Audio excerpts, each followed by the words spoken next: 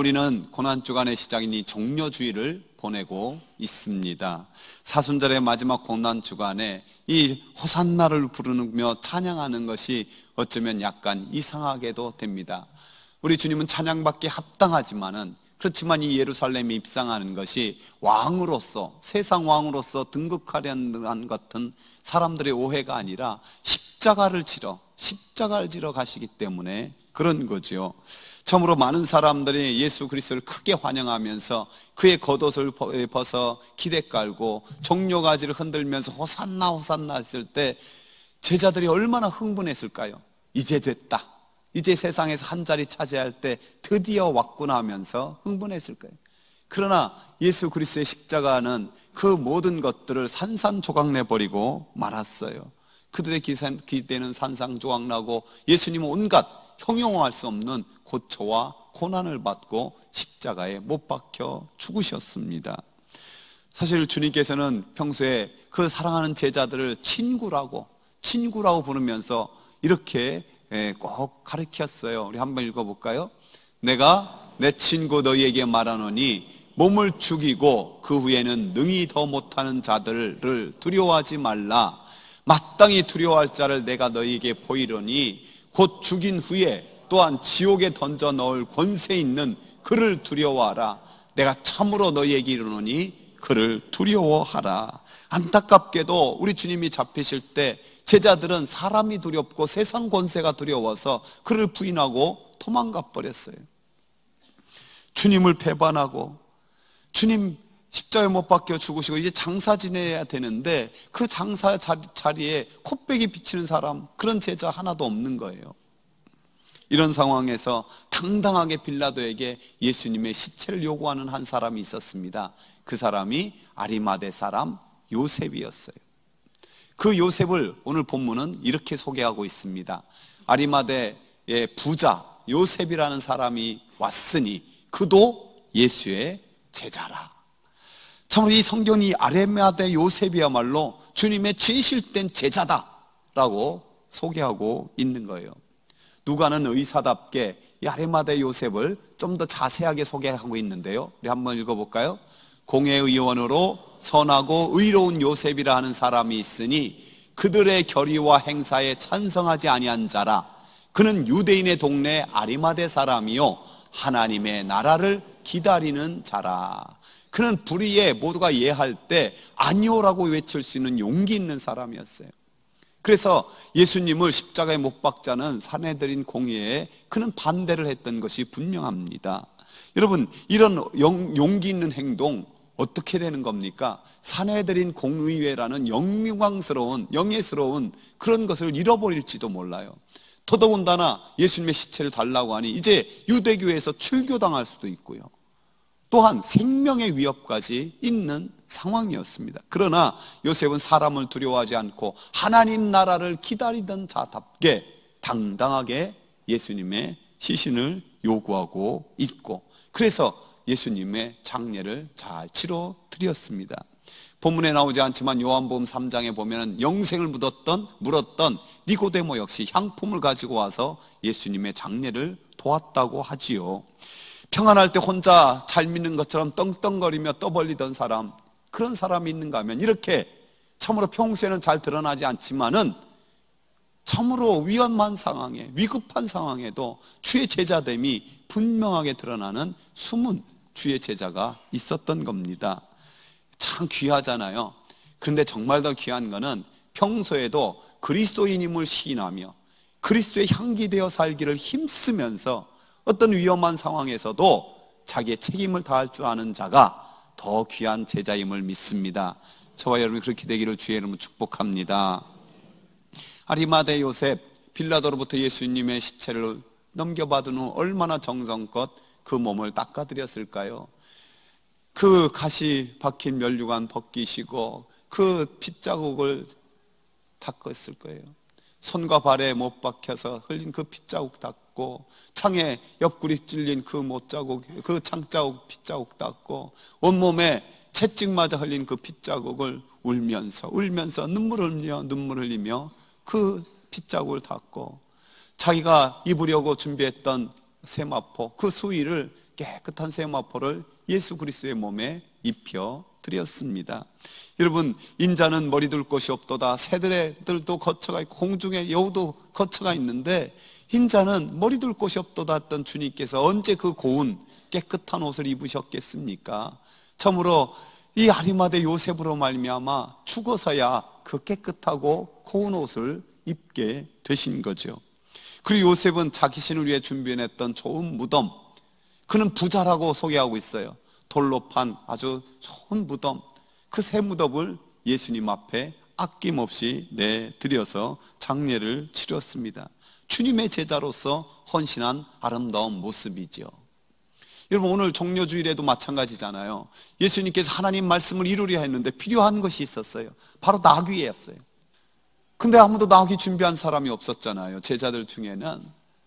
주님께서 제자들에게 저 건너편 마을에 가봐라. 가서 나귀와 나귀 새끼가 묶여 있을 텐데 그것을 끌고 오너라. 누가 혹시 뭐하다 쓰려고 하느냐 하면 한마디만 해라. 주가 쓰시겠다. 가서 봤더니 정말 있었고 사람들이 또 묻습니다. 왜? 무엇 때문에 이걸 푸냐? 주님이 쓰시겠다. 그 한마디에 아낌없이 내드린 그 사람으로 말미암아 그도 역시 숨은 제자요, 이 숨은 제자를 통해서 하나님의 말씀이 이루어지는 거예요. 여러분, 성경을 가만히 보면 예수님의 공생애 역시 이런 제자들로 말미암아 그들의 헌신으로 말미암아 하나님의 나라의 복음의 역사가 이루어졌음을 알 수 있습니다.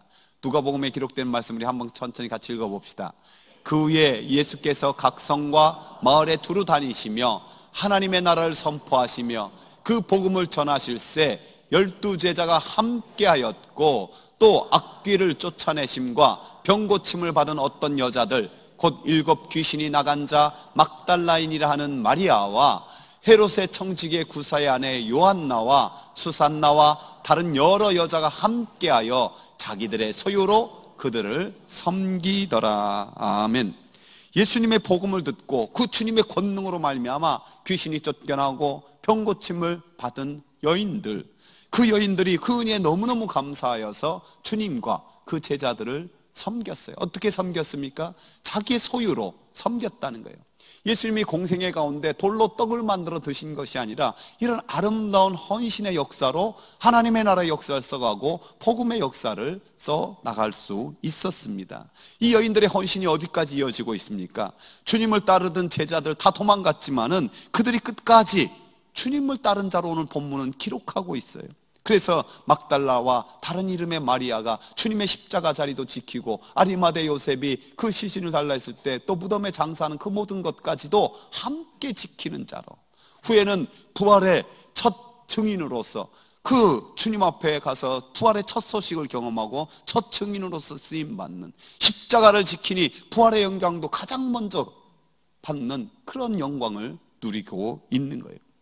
여러분, 오늘날 얼마나 많은 교인들이 십자가는 외면한 채 부활의 영광만을, 십자가는 거절하는 채 영광만을 바라고 있습니까? 사도 바울을 통해 하나님은 오늘 우리에게 이렇게 말씀하십니다. 함께 읽어봅시다. 자녀이면 또한 상속자 곧 하나님의 상속자요 그리스도와 함께한 상속자니 우리가 그와 함께 영광을 받기 위하여 고난도 함께 받아야 할 것이니라. 생각하건대 현재 고난은 장차 우리에게 나타날 영광과 비교할 수 없도다. 아멘. 여러분, 저와 여러분이 정말 하나님 나라의 역사에 쓸 수 있는, 주님이 쓰시겠다 하면 우리 헌신이 아낌없는 것이 될 수 있기를 원합니다. 그것이 작은 고난일지라도 그것이 장차 올 영광과 좋게 비교할 수 없음을 믿습니다. 대제사장과 바리새인들 자기의 소원대로 예수님을 못 박아 죽였어요. 그럼에도 불구하고 불안에 떱니다. 원래 악인들은 쫓아오는 자가 없어도 불안하다라고 성경은 말씀하세요. 근데 그들은 특별히 무엇 때문에 불안하고 떠느냐? 예수님의 말씀이 생각나서 불안하고 떨리는 거예요. 여러분, 예수님의 말씀이 생각나서 불안하고 떨리면 뭘 해야 되는 겁니까? 회개해야 되죠. 회개하는 생각은 안 하고 더욱더 자기의 고집을 펼칩니다. 그 고집 때문에 영혼이 지옥의 멸망에 빠지는 거예요. 그들이 빌라도를 찾아가서 하는 말을 같이 한번 읽어봅시다. 주여, 저 속이던 자가 살아있을 때 말하되 내가 사흘 후에 다시 살아나리라 한 것을 우리가 기억하노니 그러므로 명령하여 그 무덤을 사흘까지 굳게 지키게 하소서. 그의 제자들이 와서 시체를 도둑질하여 가고 백성에게 말하되 그가 죽은 자 가운데서 다 살아났다 하면 후의 속임이 전보다 더 클까 하나이다. 주여, 이 말이 물론 당시 왕이나 총독, 높은 사람에게 부를 수 있는 통상적인 경어라고도 할 수 있지만은, 여러분, 유대인들에게 있어서는 어떻습니까? 하나님의 이름을 함부로 부르지 못하여서 아도나이 주로 부르던 시대에 이들이 얼마나 그 빌라도에게 아부하면서 주여 하고 부르면서 처음으로 사흘 동안 무덤을 굳게 지킬 것을 말하고 있어요. 여러분, 이 얼마나 어리석은 일입니까? 그들이 예수 그리스도께서 어디서 태어나야 될 줄도 알고 예수 그리스도의 많은 이적과 또 말씀들도 들었고 특별히 제자들도 기억하지 못하는 부활에 대한 말씀도 기억하고 있는데 하는 짓이라고는 이런 거예요. 그러자 빌라도가 명령하죠. 너희에게도 경비병이 있으니 가서 힘대로 굳게 지켜라. 그래서 로마 군대와 함께 이들의 경비병까지 그 무덤을 지키는 거예요. 그것도 이제 20명이나 사람이 필요한 게 큰 돌 옮길 수 있으려면 20명의 힘이 필요한 그런 돌로 막고 로마 황제 인장까지 꽝꽝꽝꽝 찍어놓은, 이거는 유대인의 모든 계략과 로마 황제 권세까지, 세상의 모든 권세까지도 그 무덤을 막고 있는 거예요. 여러분, 이것이 얼마나 더 놀라운 하나님의 부활의 증거가 돼버렸습니까? 하나님은 그 모든 걸 깨뜨리고 역전시키신 줄 믿습니다. 오늘 우리가 나누려는 사도신경은요, 장사된 지 사흘, 장사된 지 요 부분이에요. 자, 이자 내려가서 함께 읽어봅시다. 시작. 장사되시어 지옥에 내려가신 지가 공인된 원문에는 있으나 대다수의 본문에 없다. 여러분, 좀 이상하죠? 뭔가 붙어 있잖아요. 영어로 된 사도신경은 이 부분이 이렇게 돼 있어요. Dead and buried, he descended into hell. 보니까 죽으셔서 묻히시고 지옥에 내려가셨다. 그럼 우리는 뭘 빼먹고 있어요? 지옥에 내려가셨다. 이 부분을 삭제하고 있는 거예요. 사실 믿는 사람들이 예수님이 죽으셔서 장사된 것까지는 뭐 고백하겠는데 지옥까지 가셨다, 이게 좀 마음에 걸려서 이것을 뺐는지 모르겠어요. 하지만 이 고백이 포함되어야만 온전한 사도신경의 의미가 있는 것을 알아야 돼요. 왜냐하면 예수님께서는 인간이 당해야 될 모든 고통을 다 체험하고 하셨다라는 것을 우리가 고백하고 있기 때문에 그래요. 십자가로서 처절한 그 고통을, 희망 없는 절망을, 무엇보다 죽음의 밑바닥까지도 우리 주님은 완전히 내려가셨다라는 것을 우리는 고백하고 있는 거예요.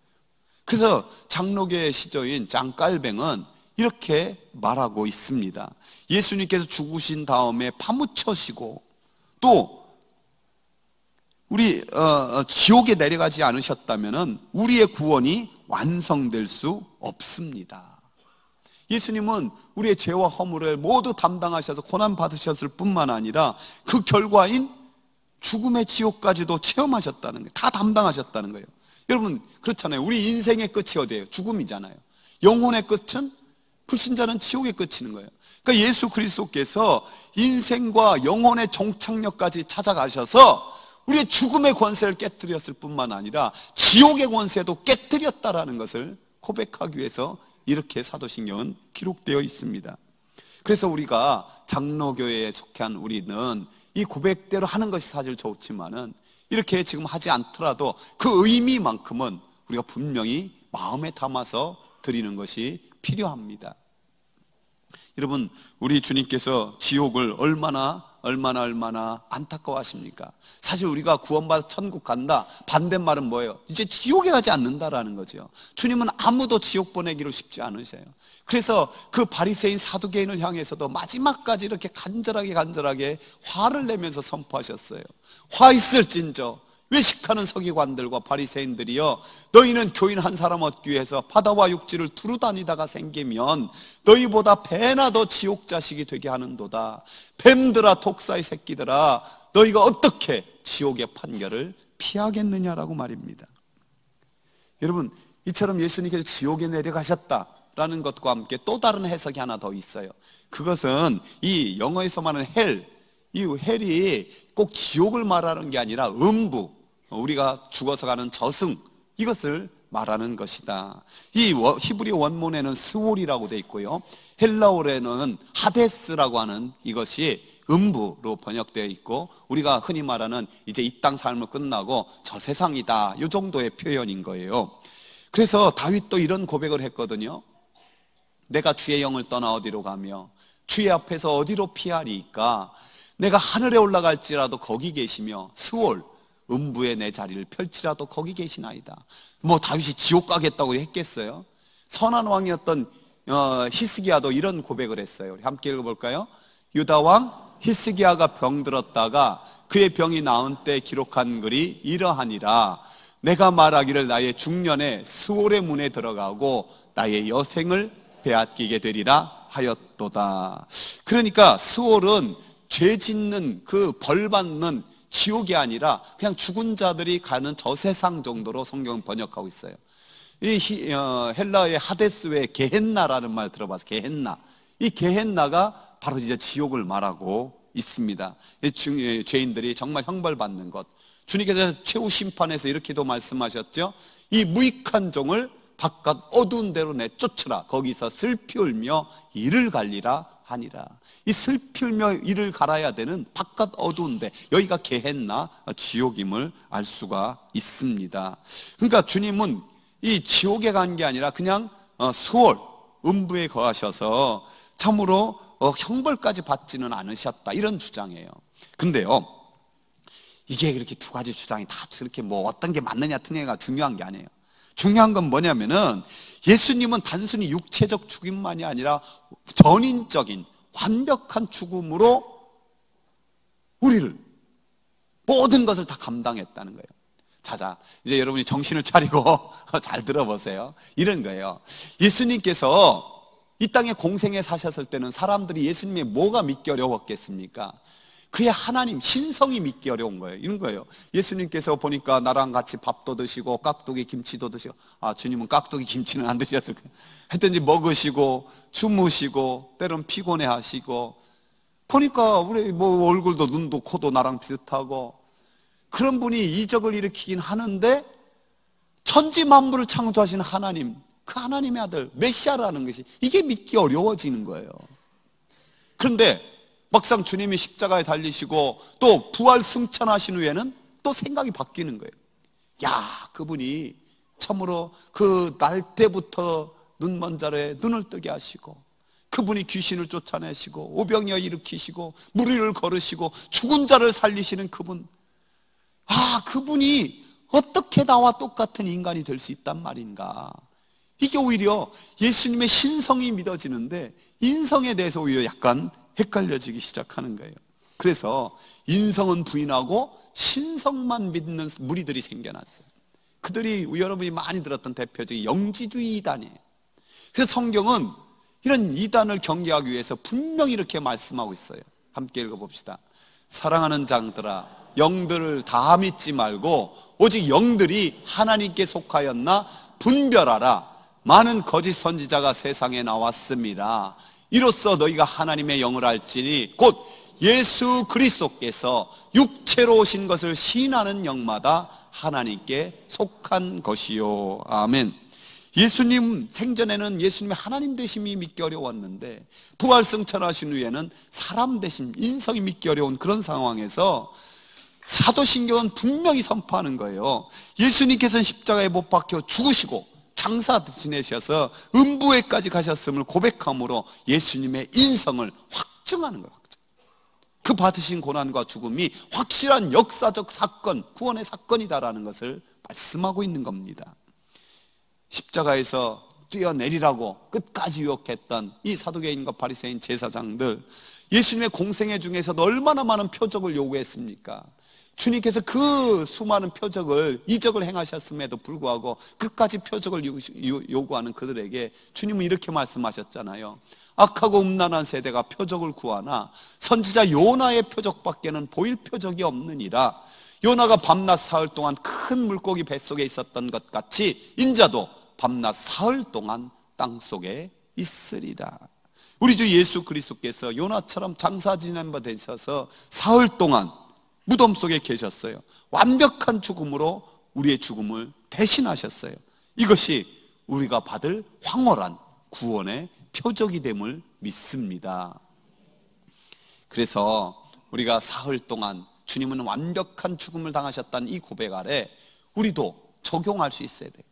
두 가지를 분명히 좀 할 수 있기를 원해요. 그 첫 번째가 뭐냐?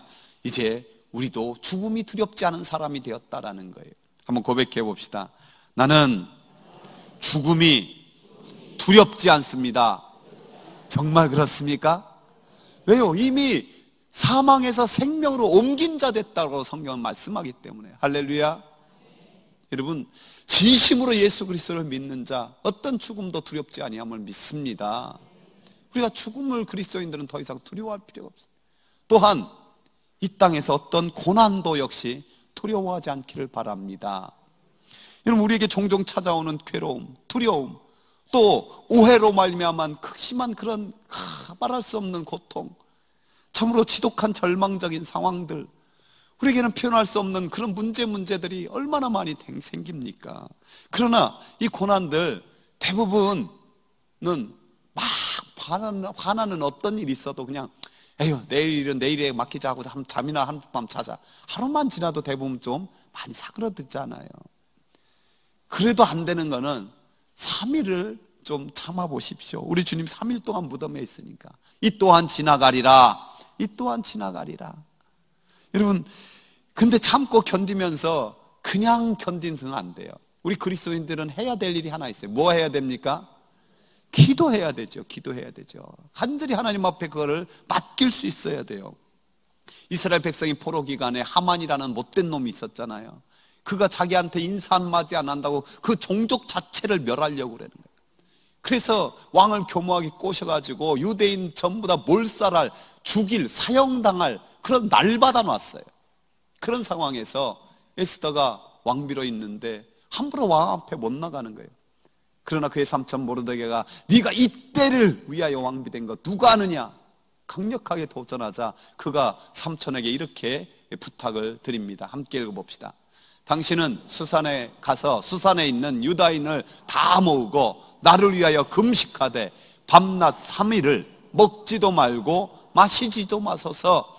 나도 나의 시녀와 더불어 이렇게 금식한 후에 규례를 어기고 왕에게 나아가리니 죽으면 죽으리이다. 그렇습니다. 사흘 동안 3일 밤낮을 내가 결단코 기도해 보겠습니다. 여러분, 그 기도의 결과를 너무너무 잘 알고 있죠. 죽을 날 받은 날, 사형당할 날 받은 날, 그날이 변해서 유대인의 축제가 되었어요. 축제의 배로 역전되었어요. 우리도 하나님 앞에 진심으로 나의 모든 고난과 나의 모든 저주와 나의 죽음까지도 짊어지신 예수 그리스도의 이름으로 담대히 나가면은 우리의 인생의 어떤 문제도 하나님의 전능하심으로 말미암아 역전됨을 믿습니다. 사랑하는 성도 여러분, 저와 여러분이 그 믿음으로 살아갈 수 있기를 주의 이름으로 축복합니다.